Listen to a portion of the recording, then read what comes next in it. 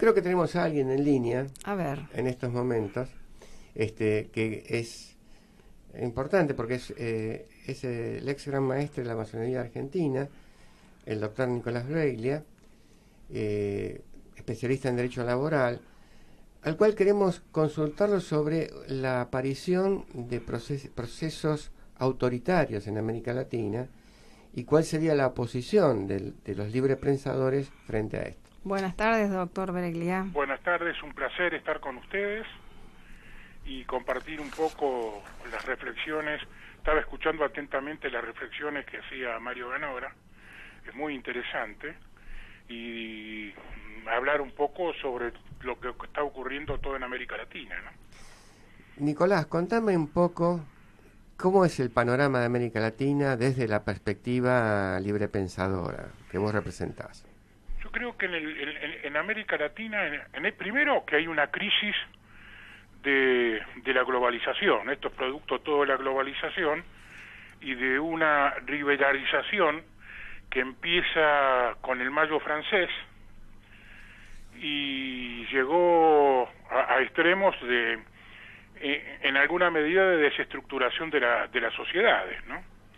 Pero lo que está ocurriendo en América Latina es un enfrentamiento entre las democracias y los autoritarismos. Y eso se da en un enfrentamiento con el populismo autoritario, las democracias.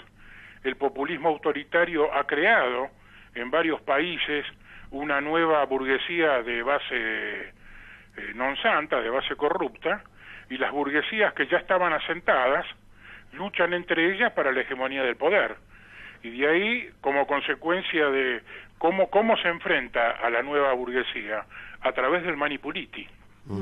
Y la que ha sido cabecera de esa política de las democracias para enfrentar al populismo autoritario ha sido Brasil, y después ahora está en Argentina, ¿no? Y en otras partes del mundo. El origen sería de lucha contra este sistema prebendario, el que surge en Italia, por eso es la manipuliti, ¿no? Claro, en Italia hay esa es la primera experiencia que se tiene en relación al manipuliti, por lo que había ocurrido cuando en el año 1948 triunfa la República, cómo se habían puesto de acuerdo en que se autofinanciaban a través del Estado los partidos políticos. Ajá. Eso dio una situación muy especial, porque surgieron dirigentes que no respondían a los factores de poder a nivel internacional. Entran en el manipuliti y destruyen todos los partidos y las ideologías. Prácticamente Italia se quedó sin estructuras partidarias que contengan el pensamiento de la dirigencia y la desaparición de una dirigencia tradicional. Y eso lleva... La consecuencia del manipuliti o digamos, luego caemos en Berlusconi. Exactamente. O sea que caemos en Berlusconi peor o por ahí, ¿no? Claro. Hay una destrucción de los partidos políticos tradicionales, se termina en Berlusconi, y ahora tenemos toda una estructura política donde hay sesgos de nacionalismo y de extremismo de derecha. Con Salvini, por ejemplo. Claro, que es muy, muy comprometido. Y eso está surgiendo en todos los países europeos. Es una respuesta a la globalización, a algunos efectos negativos de la globalización, y es una consecuencia directa de la crisis a nivel mundial que estamos sufriendo, porque se están cambiando los paradigmas de producción. Ahora, decime una cosa. Hay un tema muy interesante. Acá se da una situación muy parecida a la que se dio en el siglo XVIII, pero con una gran diferencia. En el siglo XVIII, donde viene toda una lucha entre los que estaban con la Ilustración y el absolutismo, se da en un momento donde se cambia el paradigma de producción y estamos en la pre-revolución industrial, que se necesitaba un trabajador distinto al siervo de la gleba.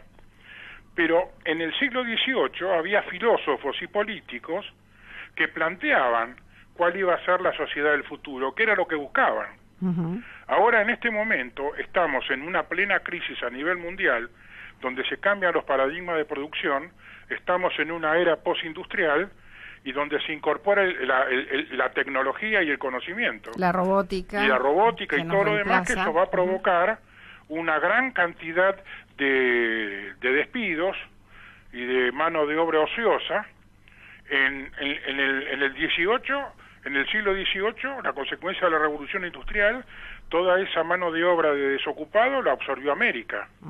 Ahora no hay posibilidades de absorber, va a haber un montón de trabajos que van a desaparecer, y entonces hay que repensar la sociedad del futuro, hacia dónde vamos. Y no, en el siglo XVIII había gente que pensaba para el futuro y ahora parece que no tenemos eso. Pareciera que no tenemos, porque se está imponiendo la inmediatez. Además, vos fijate que pasamos de una sociedad de la lectura y de la lectura y el conocimiento a una sociedad de la imagen. Ahora, Nicolás, el proceso latinoamericano que nosotros llamamos, vos estás señalando que hay digamos, regímenes autoritarios con una burguesía prebendaria, ligada a la corrupción, y un intento de las democracias de contestar esto con manipulite, pero tampoco tienen gran eficacia. Exacto. ¿Cómo se ve esto en uno de los países del continente tan importante, tan rico como Venezuela? Sí. ¿Qué perspectiva vos le ves desde los librepensadores a la situación de Venezuela? Es una situación muy comprometida. Ahí se entrecruzan un montón de intereses, sobre todo el manejo del petróleo, ¿no?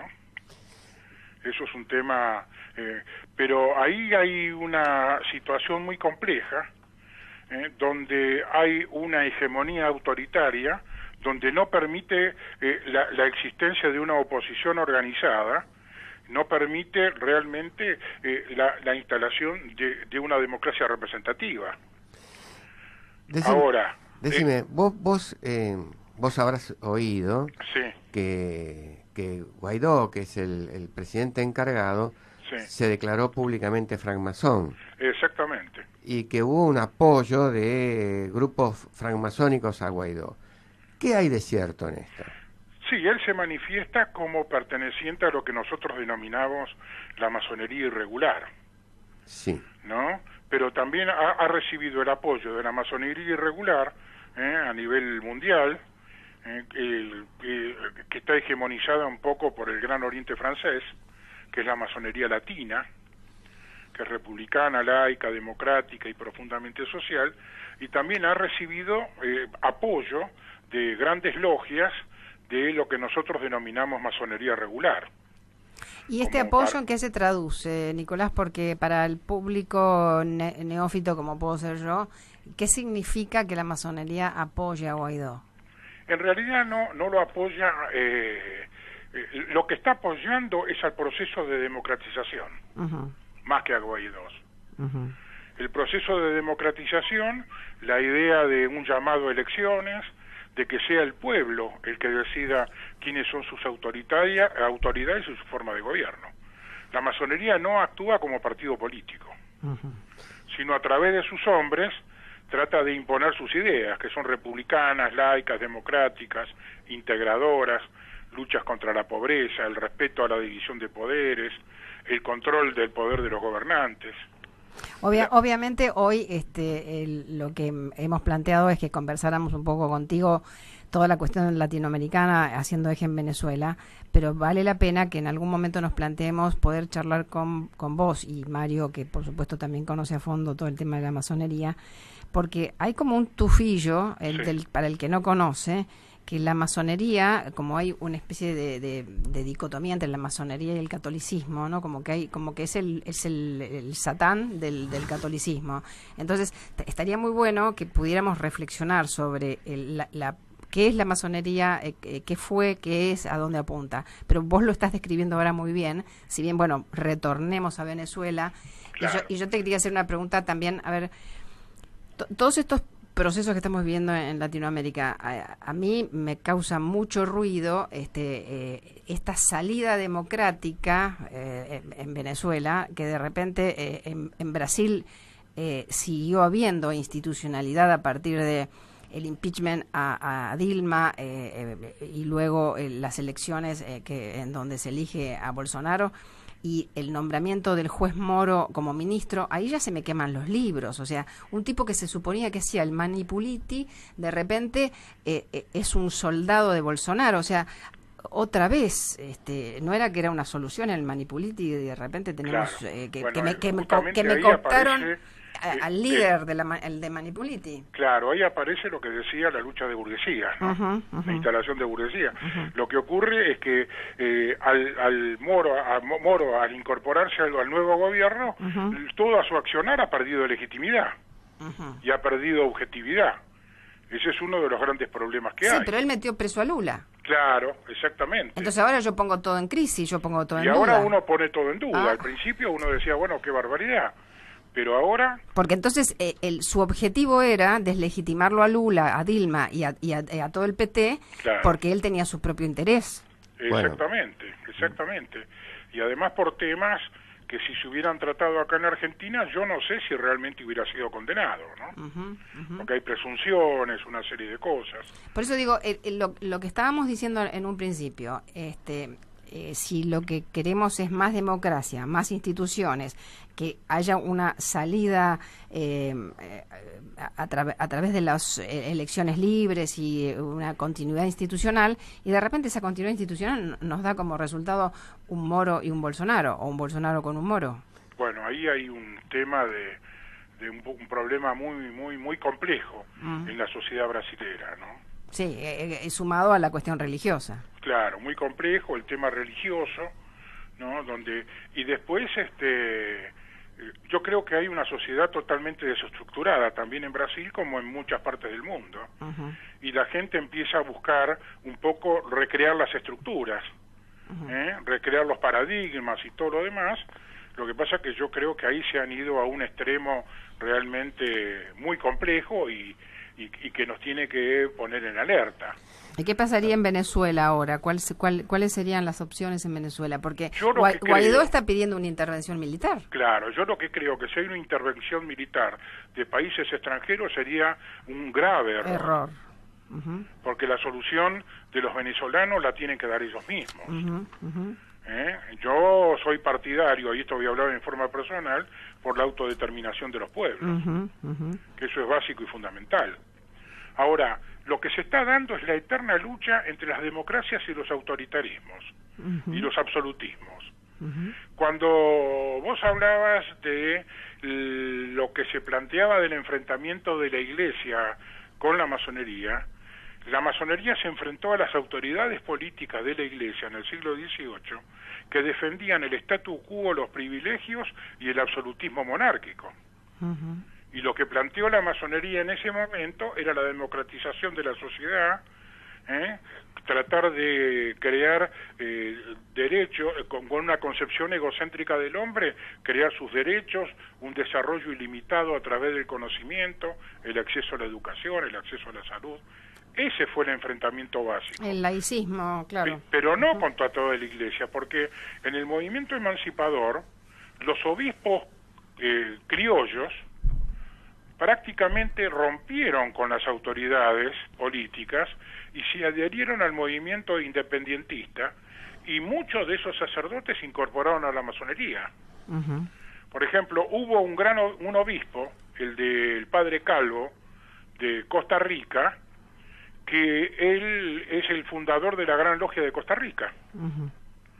En fin, y después todos los sacerdotes que participaron del lado de los revolucionarios independentistas cumplieron una función muy importante, porque, por ejemplo, en el caso de Mariano Moreno, les pedía a esos sacerdotes que adherían a la revolución que le lean los textos de los autores de la Ilustración, de Rousseau, el contrato social, en todas sus homilías, y lo iban introduciendo a ese pueblo en las nuevas ideas. Y cumplieron un papel muy importante, porque si nosotros vemos cuáles eran los índices de desarrollo humano en el Río de la Plata en el año 1810, vamos a advertir que solamente había un 5% de alfabetos. Las mujeres, por ejemplo, en esa época eran en su mayoría analfabetas, con excepción de la mujer de Mariano Moreno. Y entonces ahí empezó todo un proceso de cambio, ¿no? Por eso existían los pregoneros, los juglares, justamente por el analfabetismo de la sociedad. Y si vemos el índice de desarrollo humano en esa época en Europa, el 85% de la población europea era analfabeta y no tenía acceso a la educación y la salud. Se luchó justamente... Bueno, pero porque la educación la manejaban las iglesias. Exactamente. Y entonces, eso lo que no le perdonan a la masonería es que le haya roto el monopolio de la educación, el monopolio de la justificación de la relación de mando y obediencia, que es el poder, que antes había una concepción divina y la masonería introduce como base de las democracias modernas el concepto de soberanía popular, ¿no? En fin, la justificación de la relación de mando y obediencia y en fin, toda una serie de cosas, poner límites al poder de los gobernantes. Bueno, un poco lo que Mario venía hablando de esto de la desobediencia, ¿no? O sea, no el obedecer dogmáticamente. Claro. Nosotros tenemos un problema serio en Argentina, que nosotros nacemos levantando principios y valores de verdades absolutas. Y cuando uno levanta los principios de valores absolutas, es imposible convivir con el que piensa diferente, porque es un sacrílego. De ahí la grieta que la venimos arrastrando desde Sarmiento para acá, ¿no? Claro. Civilización o barbarie, un poco lo que decía O'Donnell anoche, sí, que no todo era barbarie aquello que se signaba como bárbaro, no claro, todo era tan barbarie, ¿no? Entonces, desde ahí nos venimos equivocando y dando tropezones. Claro. Por eso Argentina es muy difícil de construir una república, porque si no se asume el compromiso de que las verdades son relativas y cada uno tiene su verdad, y que para poder llegar a un acuerdo con el otro no hay que retractarse de sus principios y sus valores, sino que hay que reafirmarlos, y de ahí en más tratar de lograr puntos de coincidencia con el otro para crear proyectos comunes, política de Estado y todo lo demás. La república no va a funcionar. Sí, los consensos, los famosos consensos. Ahora, los famosos consensos, exactamente. Ahora, Nicolás, yo veo que también, con respecto a la situación de Venezuela, sí, la Argentina está un poco tibia, no termina de definirse, ¿no? Por ejemplo, la Gran Logia prácticamente no se definió. Y el gobierno está asumiendo una actitud realmente de condena, que hay que ser muy cuidadosos también, no hay que estar de acuerdo con los autoritarismos y todos los demás, pero hay que ser celoso de la soberanía de los pueblos, ¿no? Sí, ya no me gustó cuando dijo este muchacho Guaidó que quería una intervención. No, por supuesto, eso no puede ser, ahí lo tienen que resolver. El gobierno de Venezuela tendrá que aceptar de que haya elecciones libres, sin ningún tipo de proscripciones, y ahí que se decida bien cuál es la forma de gobierno, ¿no? Porque allá la oposición prácticamente no participa. Ahora, hay una cosa que también me está preocupando, volviendo al tema de los juicios y de la deslegitimación de la justicia, que lo vimos con un fiscal, con el Federico Delgado.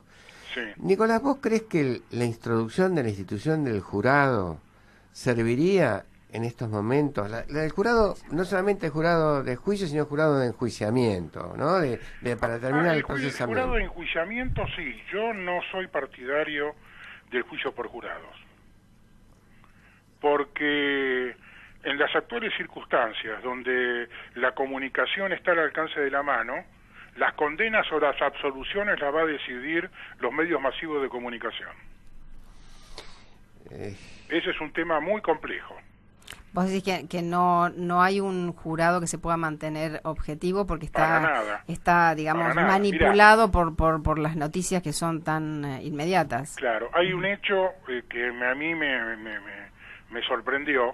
Yo no sé si ustedes recuerdan el caso de esta chica Rawson.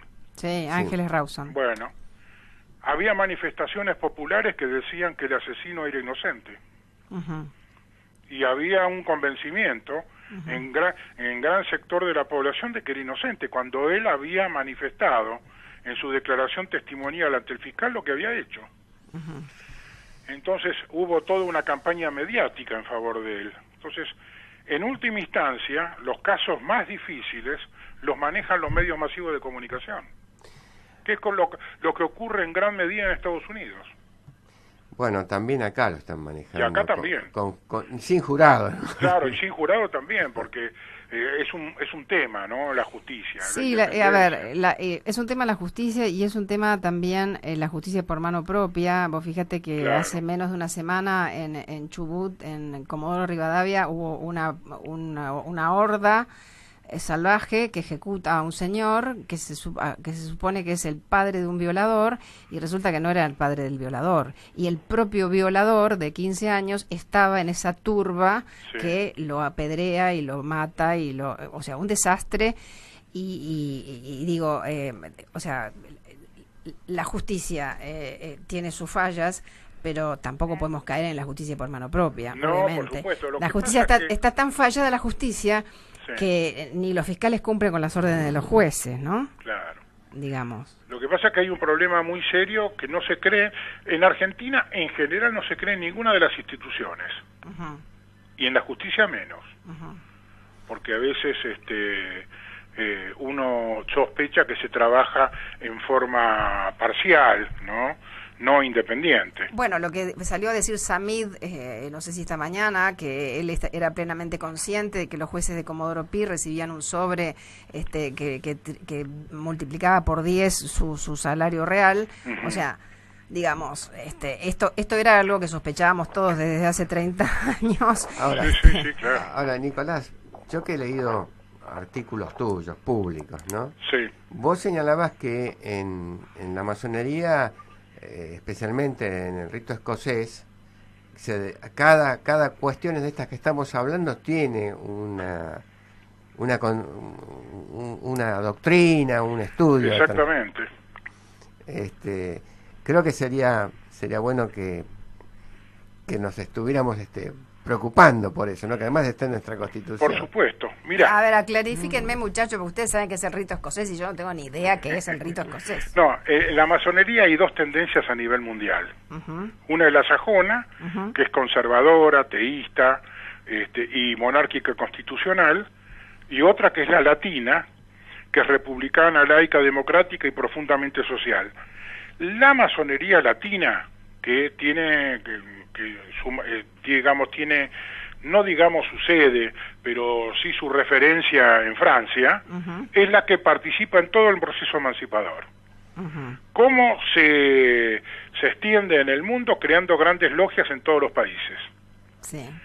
Y si nosotros analizamos y vemos cuáles son las ideas políticas y sociales que plantea en sus 33 grados, vamos a ver que es una unidad sistemática de conceptos que define un modelo de sociedad, un modelo de hombre y un sistema político determinado. ¿Y el rito escocés? Ese es el rito escocés. Ahora, ¿cuáles son esas ideas políticas y sociales? Están resumidas en la Constitución Nacional. Mira. Desde ese muchacho pícaro que redactó la Constitución me parece que tenía algún acercamiento a este rito escocés, ¿no? Claro, fíjense, por ejemplo, la primera Constitución que se dicta es la norteamericana, basada en los 33 grados de la masonería. Todas las constituciones latinoamericanas, inclusive la nuestra, donde hablan de los principios, de los valores, la forma de gobierno y todo, es un resumen de los 33 grados de la masonería. Y cada uno de los grados de la masonería va a tratar un tema con mayor profundidad y mayor desarrollo. Esa es toda la influencia que ha tenido la masonería en las sociedades latinoamericanas, inclusive en las europeas también. Bueno, Nicolás. A ver, Nicolás, yo me he quedado con, no sé, un cuaderno lleno de preguntas. Obviamente lo tengo a Ganor acá, que algo de esto entiende, pero Sí. creo que sería fantástico que pudiéramos tenerte en otra oportunidad y en varias, porque Pero cómo no, estoy a esto disposición de ustedes. realmente es muy interesante. Además, a mí me pega bastante cerca porque Mariano Moreno, era como un pariente mío, lejano, muy lejano. Yo tengo el apellido Moreno en algún lugar de mi sangre, así que sería muy interesante recrear un poquito todo eso. Bueno, muchísimas gracias y estamos en contacto prontito. Para mí ha sido un placer de partir con ustedes y hacer todo un análisis de lo que ha ocurrido en la política latinoamericana y la participación de la masonería, por supuesto, ¿no? En todo este proceso. Te dejo pendiente la participación de la mujer. Eso te desafío a que me digas qué lugar ocupamos las mujeres en la masonería. Ah, bueno, muy importante. Dale, genial. La próxima. Muy Gracias. bien, Chaucito. Chao, hasta luego. Muchísimas gracias.